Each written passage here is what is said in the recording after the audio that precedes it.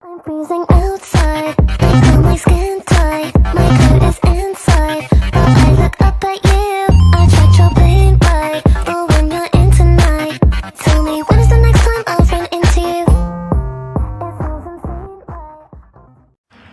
Assalamualaikum warahmatullahi wabarakatuh. Halo semuanya, perkenalkan nama saya Zaskiatun Nufus Anwar selaku moderator yang akan memandu jalannya presentasi pada video kali ini. Pada kesempatan ini, kelompok kami akan membahas materi biologi kelas 11 tentang kelenjar adrenal atau kelenjar anak ginjal. Dalam video ini, kami akan menjelaskan nama dan letak kelenjar adrenal, hormon yang dihasilkan beserta fungsinya, cara kerja kelenjar adrenal, dampak kelebihan dan kekurangan hormon, serta hal-hal yang dapat menghambat kerja kelenjar adrenal.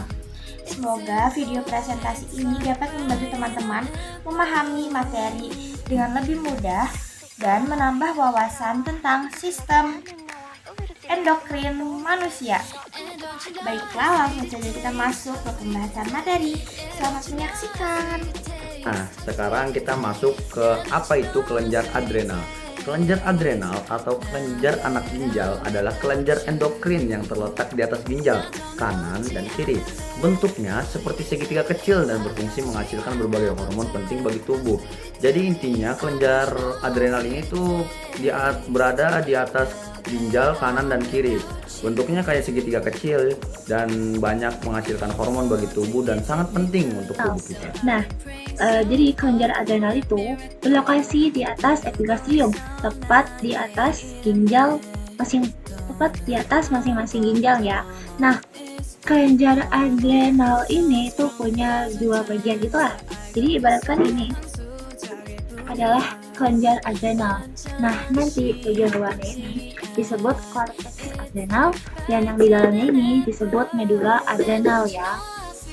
Nah, untuk hormon yang pertama, saya akan menjelaskan hormon adrenalin. Adrenalin atau bisa juga disebut sebagai epinefrin, itu hormon yang membantu tubuh mendapat lonjakan energi instan dengan mempercepat pemecahan glikogen menjadi glukosa di dalam hati. Contohnya ketika kalian naik motor, terus kalian kecelakaan. Nah, kadang kita nggak merasakan sakit tepat saat kita kecelakaan.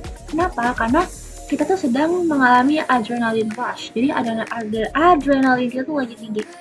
Makanya kita nanti tidak merasakan sakit. Namun ketika adrenalinnya sudah turun, kita baru kerasa tuh sakitnya. Nah, kayak gitu ya contohnya.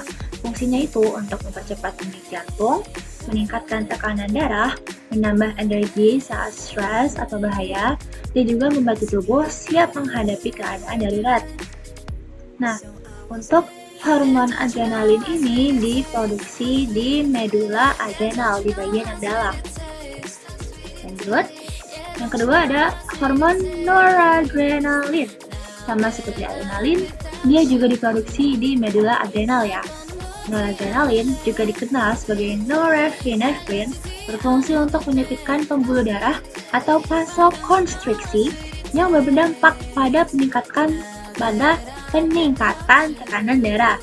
Fungsinya itu hormon stres, meningkatkan kewaspadaan, meningkatkan denyut jantung dan tekanan darah saat menyempitkan pembuluh darah, memicu pelepasan glukosa dari simpanan energi, dan juga memengaruhi pada sistem saraf atau neurotransmitter.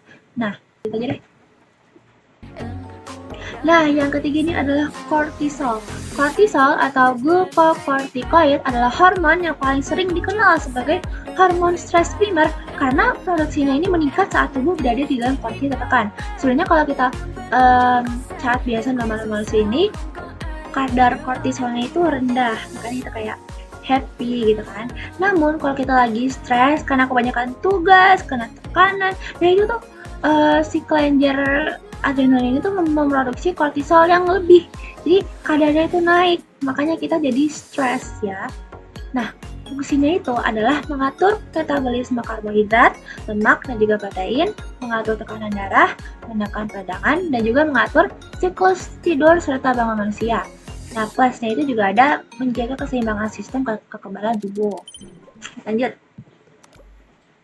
Lanjut adalah aldosteron. Aldosteron atau mineralocorticoid adalah hormon yang memiliki peran sentral dalam menjaga keseimbangan elektrolit di dalam darah, khususnya natrium dan juga kalium. Aldosteron membantu ginjal dan dalam menyerap kembali natrium ke dalam aliran darah dan membuang kelebihan kalium melalui urin. Proses ini sangat krusial dalam pengaturan volume darah dan stabilitas tekanan darah. Lanjut adalah DEA dan hormon seks atau androgen. Korteks adrenal juga memproduksi hormon seks dalam jumlah kecil seperti dihydroepiandrosterone atau DEA. Hormon ini berfungsi sebagai bahan baku atau prekursor yang nantinya akan diubah menjadi hormon estrogen di perempuan atau wanita dan juga hormon testosteron pada wanita oleh organ reproduksi masing-masing.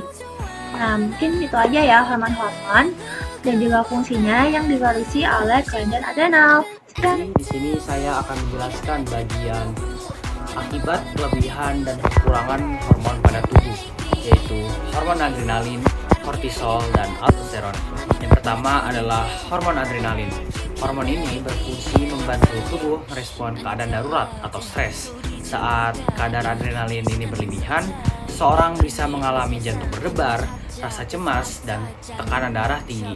Sedangkan jika kekurangan adrenalin, tubuh akan terasa lemas dan respon menjadi lebih lambat.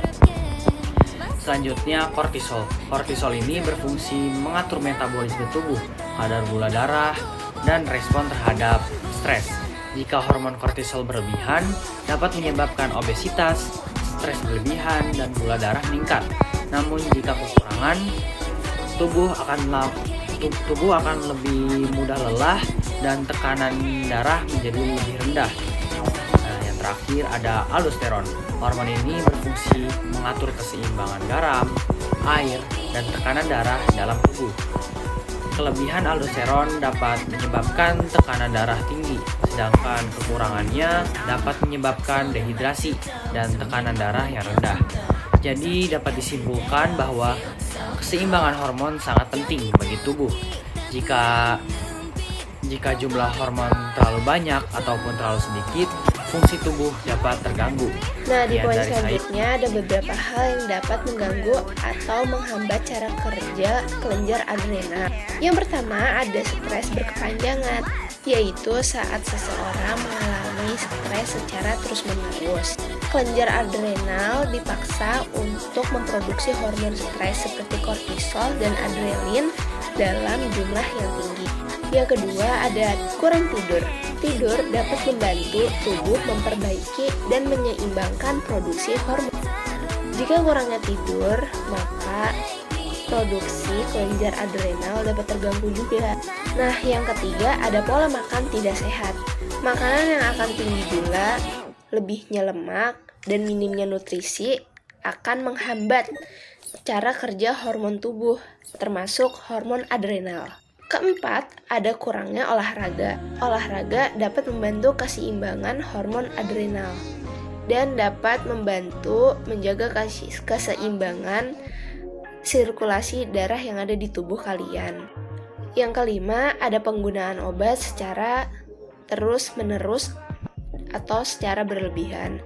Nah, ini dapat meresikokan gangguan hormon yang terus meningkat. Keenam, ada penyakit pada kelenjar adrenal.